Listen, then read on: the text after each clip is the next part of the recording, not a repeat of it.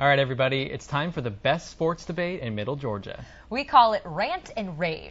Here's Fox Sports 1670's Bill Shanks and 41 NBC's Samantha Smith.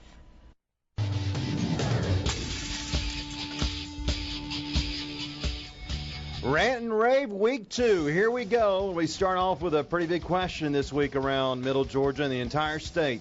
Who will win, Georgia or Boise State? Oh, I'm a Bulldog, and I'd love to say the Bulldogs are going to win, but I don't think I can. Boise State's number 5 in the country. They're good. This is not a fluky team, and I just don't see how Georgia can win unless everything goes right, and right now I can't see that happening, Samantha. Me either, Bill. I think when you put this one into perspective, you have to think of it in terms of their mascots. We've got this cute little white bulldog against this big, raging, bucking bronco. I think it's going to be a little bit ugly, and here's why. Boise State is returning 13 starters, one of whom is Kellen Moore. Hello, has anybody heard of him? I have. He's 38-2 as a starter. I think it's going to be a little bit ugly. Yeah, we're just hoping the Georgia mascot won't die before Saturday night at 8 o'clock. All right, issue 2.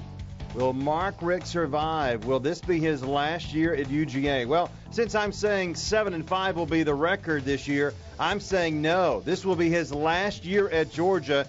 And after the 2011 season, Georgia will be looking for a new head coach, paging Butch Davis, the former coach at Miami and North Carolina. He may be a good opportunity to have in Athens, or maybe Derek Dooley would come home and be in Athens and leave Knoxville. But Mark Richt, if he doesn't win and if he doesn't beat Florida, he gone.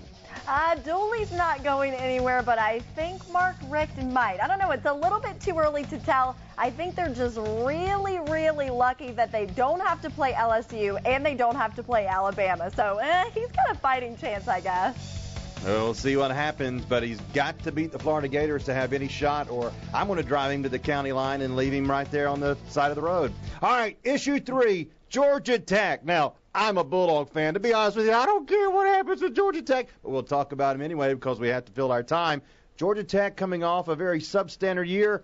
What will they do this year? Well, I'm saying maybe 7-5, maybe a little improvement, but they've got a lot of issues they've got to figure out. New quarterback, new running back. I'm not sure if this is going to be a very good year or not. If I had a box of tissues, I would pull it out and I would hand it to everybody in the Georgia Tech stands. I don't have much confidence in them this year. And, I mean, they're inconsistent. They look so unstoppable at times, and then they've got like 30 fumbles against some weak non-conference team nobody's ever heard of. So, sorry, Georgia Tech.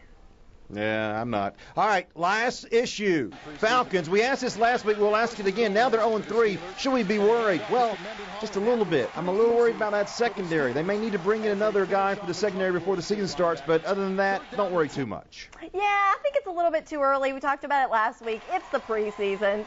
Whatever. They've got a couple of weeks to get it together. Yeah, absolutely. They'll get it together. All right, Samantha, thanks very much. We'll see you on Friday for the End Zone here on 41 NBC.